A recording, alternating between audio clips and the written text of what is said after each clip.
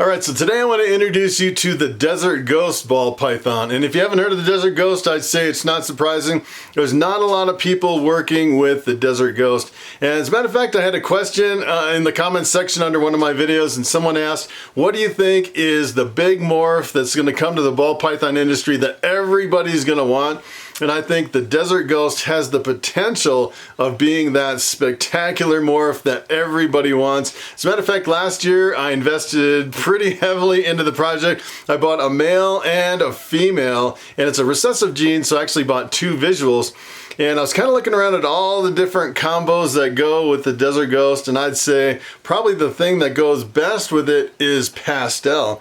So I bought a male Pastel Desert Ghost and a female Pastel Spider Desert Ghost. And let me tell you, those two snakes are probably the most impressive snakes in my entire collection. They'd probably give Bobby for a run here. And Bobby, this bamboo ball python around my neck, I would say is a standalone morph. This is probably one of the most impressive just standalone morphs by itself. If I bred this bamboo to another snake, 50% of the babies would come out bamboo. Versus a Desert Ghost, I'd say a Desert Ghost is a standalone morph by itself. It's not really that impressive. You know, there's certain lines. Some of them are kind of impressive, but I've seen a lot of just straight Desert Ghosts at the shows. And when you first look at them, you're like, that is not really impressive until you start mixing it with other genes. Then it really pops, especially if you mix it with Pastel. So what I'm going to do is I'm going to show you my two Desert Ghost snakes. They are probably the most incredible snakes you have ever seen. One of the things about Desert Ghost is they keep their brightness and their intensity into adulthood. So a lot of times you'll have a hatchling ball python that's really bright, and especially like Pastels, usually when they're small, they're really bright. And then when they grow up and mature, they get really dull and faded. And let me tell you, that is not the case with the Desert Ghost. As an adult, they stay really bright and intense. It's pretty amazing. So let's jump over and check out some snakes. Alright, so take a look at this snake. This is my Pastel Desert Ghost male. It is probably one of the most impressive snakes that I have in my whole collection. As a matter of fact, this one's going into a shed, and it's a little bit faded out, believe it or not. Even as intense as it is right here, it even gets more intense after it fades out. And this is I'd say it's really kind of a unique pattern, because when you mix the Desert Ghost with the Pastel, I don't know what this guy's doing. When you mix the Desert Ghost with the Pastel, you get kind of a reduced, kind of an Enchy-like pattern. If you notice kind of how reduced it is pretty amazing. It doesn't have any Enchy in it or anything. And at first I thought maybe there's Enchy, and then I started looking at all the other Pastel Desert Ghosts, and sure enough, for some reason, when you mix the two together, it really reduces the pattern, like super reduced pattern, where you would think there's something else in there, but it's not actually something else. And the other thing that's really interesting about the Desert Ghosts is they usually have a super appetite. This guy can pound the rats. I'd say probably the ones with the best appetites are the Desert Ghosts and the bamboos. For some reason, the bamboo, just by the nature of the gene itself, is a super aggressive eater, and they eat better than all my other snakes. It's pretty wild. And the other cool thing about this particular example is, I don't know if you can see this, but it almost has like a little black line on the top, but it's almost like, if you can see that up close, it looks like it looks like someone sewed a zigzag kind of on the top of the snake. If I can actually get them to cooperate here. But you can actually see it in my black light video. When I had them under black light, it was a really strong kind of a zigzag pattern on the top of the snake. It was really kind of an interesting thing that I've never seen on any other snake. Alright, so here is my female. This is a Pastel Spider Desert Ghost. And this one is definitely not in shed. You can see how bright it is. It's super bright and contrasty. This thing is probably the craziest looking snake that I've ever seen. Just take a look at how bright this thing is. It is just screaming. I can't believe how intense the color is. This guy's kind of taken off a little bit. It is probably, hands down, I'd say this is probably the most intense snake that I have, probably the most beautiful snake. This girl's actually 3 years old, and I actually tried to pair her up last year, and the problem is she didn't lay and she went off of food. And since she went off of food, she's only eaten a few rodents this year. At 3 years old, she's definitely, for some reason, you know, desert ghosts usually eat really aggressive, and then if you pair them up too soon, they kind of go off of food, especially the females. So you definitely don't want to pair them up too soon. That's the mistake I did. And I'm hoping she'll go back on food. I'm going to give her another year off, and hopefully I'll actually get some eggs from her. Actually, I bred the male to a bunch of other snakes, and I got a bunch of het desert ghost hatchlings, hoping to raise some of those up to actually have some more options for female breeders, so I can continue on the project without just sitting around waiting for this girl. But she is probably hands down my most beautiful snake in my entire collection. Alright, so I'm going to jump over here on the internet, and I want to show you the potential of some of the combinations of the desert ghosts. I'm going to kind of go back and forth between the world of ball pythons and morph market. And the first thing I want to start with is this particular snake right here. This is actually nicknamed the goldenrod, and let me tell you, this is a desert ghost, but it is not the desert ghost that we're actually talking about. This is actually the desert and a ghost, two separate genes, the desert and the ghost, versus one gene, which is recessive, desert, and ghost. And the interesting thing about this is, I would say, if you're looking at just the desert ball python by itself, the desert morph is probably, I would say, the king of combos. Works better with all the morphs than any other gene I've seen. The problem is nobody really works with it anymore. It's pretty much a dead project. As a matter of fact, if you go to Morph Market and you look for desert, just desert by itself, there's like, I would say on Morph Market, there's probably about 13,000 snakes for sale, and there's probably only about 3 desert ball pythons, and they're being sold as pet quality only, that you're not really supposed to breed the desert.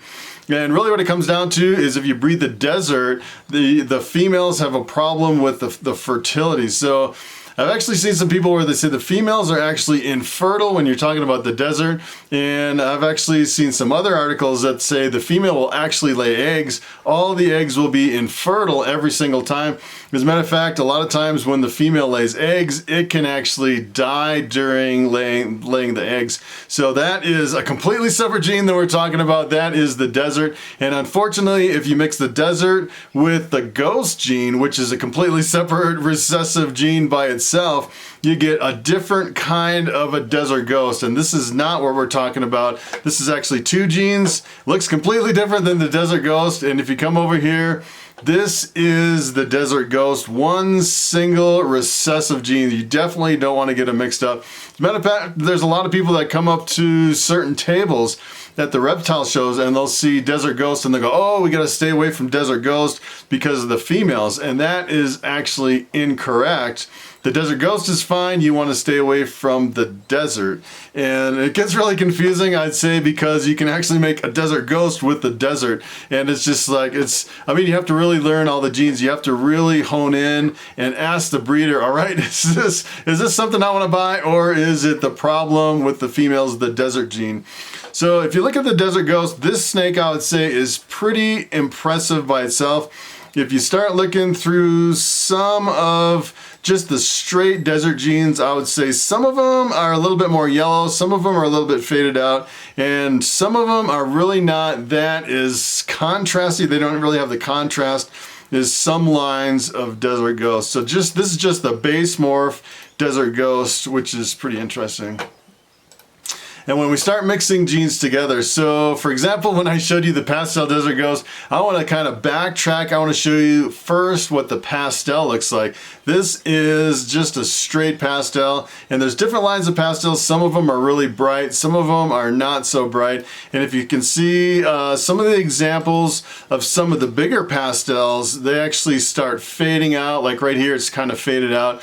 You start mixing it with desert ghost. This is pretty much my snake right here. This is the pastel desert ghost. Pretty impressive combo. I'd say as it grows up a little bit, it kind of loses a little bit of the brightness, but it really stays really bright and contrasty as an adult. It is probably one of the best combos that I've ever seen. So here I kind of want to go over some more of just the base, kind of some of the base morphs that are really common in the ball python industry, and then we'll mix Desert Ghost with them and see what the potential is. So this is the cinnamon here. The cinnamon is a really dark gene. It's a dominant gene, so you can mix it with, if you breed it to another snake, 50% of the babies come out cinnamon. It's co-dominant because there is a super cinnamon. And if you mix cinnamon with Desert Ghost, this is what you get. This is pretty crazy. Even with a dark morph, this is probably one of the best combos that I've ever seen with the cinnamon is the Desert Ghost cinnamon. That is a really crazy snake. So take a look at this. This is the pied. You've probably seen pied before, and pieds have a varying amount of these white patches through them, and sometimes they're almost all white, and sometimes they're really low white. And it depends really what you mix with the pied. So for example, if you mix spider with the pied, you get a spider pied. It's almost always a completely white snake with a little bit of color on the head. If you mix enchi with pied, you almost always get a really super low white pied. So it depends what genes you add to the mix. Sometimes you can get a high white or a low white. And I'd say generally with the pied just by itself, you can have high white and low white pieds, which is kind of interesting too. So this is the Desert Ghost pied. Take a look at this. This is pretty incredible. It really brings out the color in the snake, and it gives you a pied. I'd say this is probably one of the best combos I've seen, the Desert Ghost pied. So here's fire. I actually hatched out my first fires this year, and if you breed two fires together, you get an all-white snake with black eyes, which is kind of interesting, a characteristic of the fire.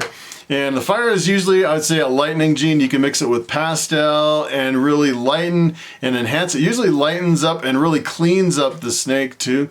If you mix it with Desert Ghost, you can see the fire really lightens the snake. So it's really working as kind of a lightener in this case. And actually, if you actually put pastel on top of this, it looks even more incredible. As a matter of fact, if you have a fire pastel, that's a firefly, which is a really impressive snake, even without the Desert Ghost. And I'm just going to concentrate mostly on single gene combos mixed with the Desert Ghost. Otherwise, it gets too confusing if we start talking about multiple genes on top of the Desert Ghost.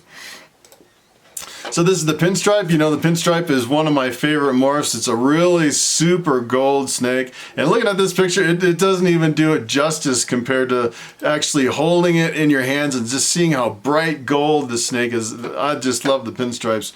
You mix Desert Ghost with it, and it really brightens and enhances. I mean, this is, I'd say this is probably on par with just the straight. I'd say it's probably better than the straight Pinstripe. It is a really impressive snake. Really lightens it and brings out the contrast. That is amazing.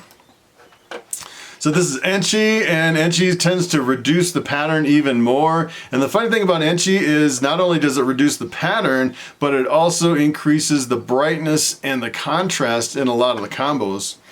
So here is the enchi Desert Ghost. You know, you think there's actually enchi in that pastel until you start mixing enchi with just the Desert Ghost, and you can see it is a really impressive combo. It even reduces it even further, which is pretty amazing.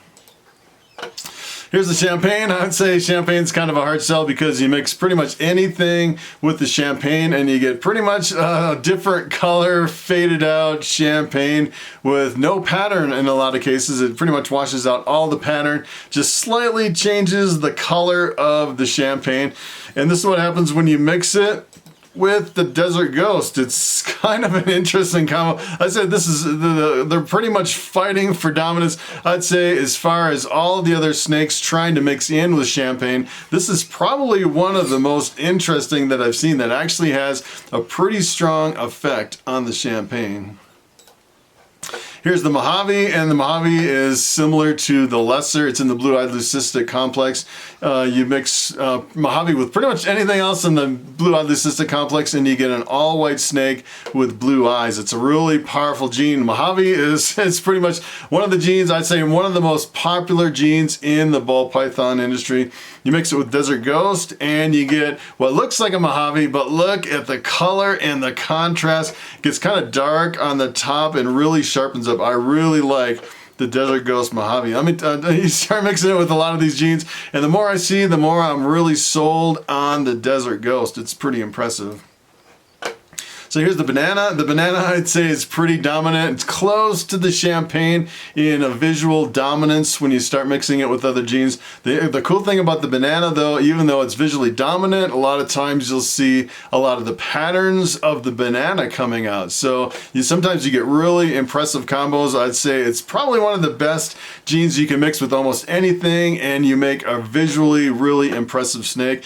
If you mix it with the Desert Ghost, you get an impressive snake. It's pretty impressive. You can definitely tell the Desert Ghost kind of darkens it and sharpens it up. I didn't really expect that it would darken it that much. I thought it would be even brighter. So this is kind of a combo that surprised me. Here's one that I haven't talked about very much. This is the genetic stripe, and I remember looking probably 5 years ago at the reptile shows, like at the NARBC, and genetic stripes were super expensive. There's a lot of people really working on it. It's a recessive gene, so if you mix the genetic stripe with the Desert Ghost, you're talking about a double recessive, which is kind of hard to hit sometimes. It's kind of like shooting for the albino pied. You have to hit both genes on the snake to actually hit the double visual. And if you mix them together, this is what you get. It is pretty impressive, actually, for genetic stripe. Genetic stripe has the stripe right down the top. I haven't actually worked a lot with genetic stripe. I haven't actually looked into it that much, and it might be a good topic for an upcoming video, which would be pretty cool. So this is the spider, another I'd say probably one of the most visually impressive standalone morphs, similar to the bamboo. This is probably give Bobby a run for his money there as a standalone morph just by itself. The spiders tend to have a head wobble. Some people shy away from them because a small percentage, I would say, have a head wobble. I actually bred some spiders this year. One of them has a slight little wobble, but you can't really tell that much in that particular snake. Most of them are just perfectly fine.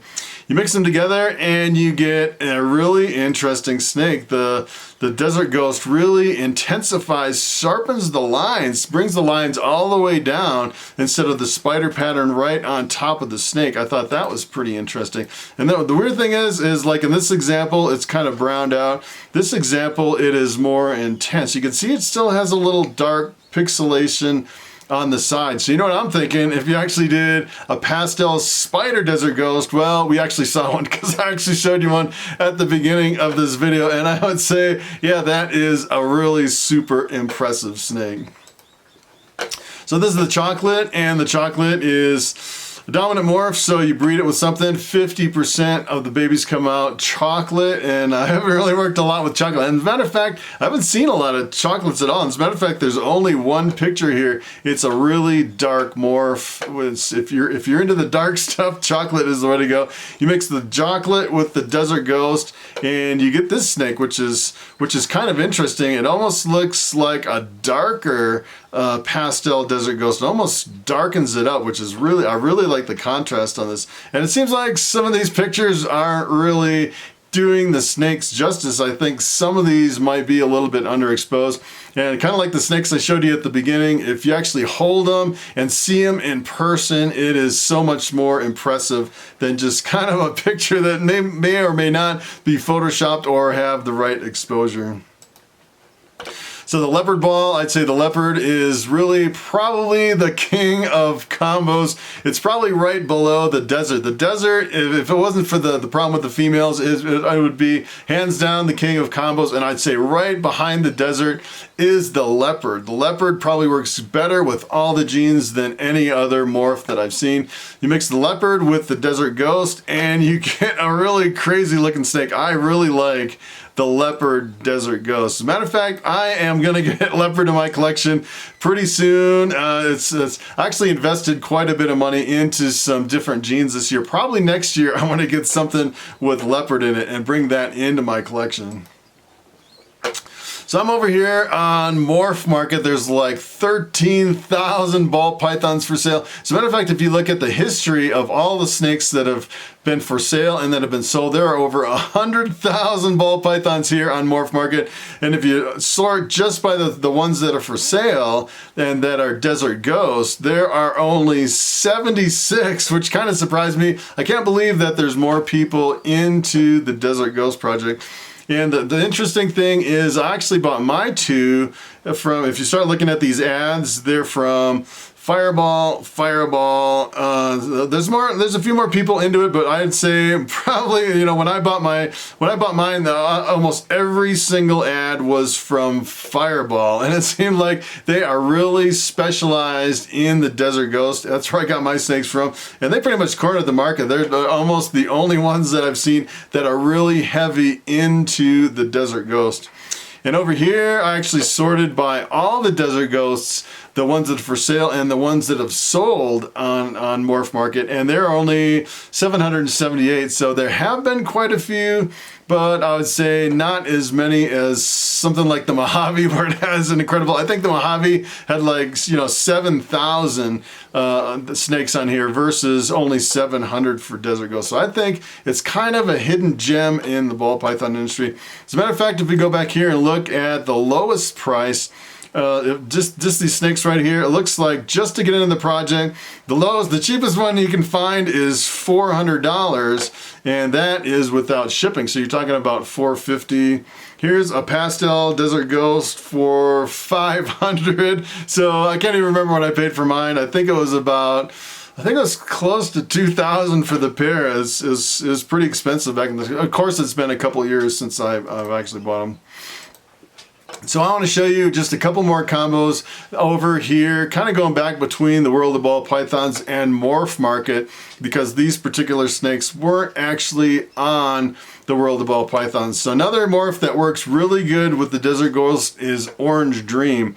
And there's different lines of Orange Dream. Some of them are more intense, some of them are a little bit faded out. But take a look at this. This is probably one of the most impressive combos I have ever seen. An Orange Dream Desert Ghost. And actually I saw some Super Orange Dream Desert Ghosts and they were like this, only the brightness of the orange was like multiplied by 10. It was really incredible.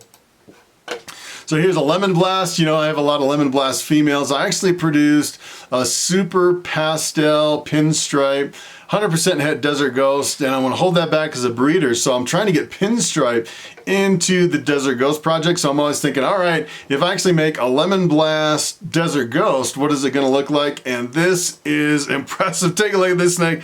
This is probably the most impressive Lemon Blast combo that I have ever seen. This is crazy. I've never seen anything quite like this. This actually has Orange Dream on top of it. Orange Dream, Lemon Blast, Desert Ghost, and the Orange Dream just brightens it up even more. So here is GHI, and you know, GHI it's kind of an interesting morph. I'd say it works well with some combos. Probably it really stands out with the GHI Mojaves. There's nothing like a GHI Mojave, pretty much a black snake with a fluorescent line right down the back. And if you mix GHI with the Desert Ghost, take a look at this. This is a really impressive snake. This is the Desert Ghost GHI. All right, so it is time for the question of the day. And Brandon Mullins asks, I just picked up a rescue ball python. Can you tell me what morph it is? And I would say that is probably one of the most common questions that I get asked, trying to figure out what morphs ball pythons are just from the physical appearance. And I would say that's probably one of the difficult parts of being in ball pythons, is actually trying to figure them out. As a matter of fact, a lot of people hatch a whole clutch of, you know, multi-gene ball pythons, and it really takes a lot of guesswork sometimes to actually figure out what's in there, especially if you have more than one gene. But probably the best thing I would suggest is to actually find a website or some kind of a sharing, like a file sharing site, upload the picture, and then post a link in the comments under one of my videos. And I'll try my best to identify it, and probably a lot of people will chime in and try to help you out with the identification.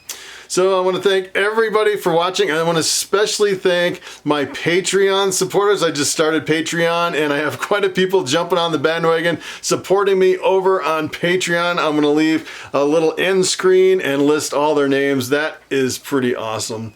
So thanks for watching, and I will see you next time.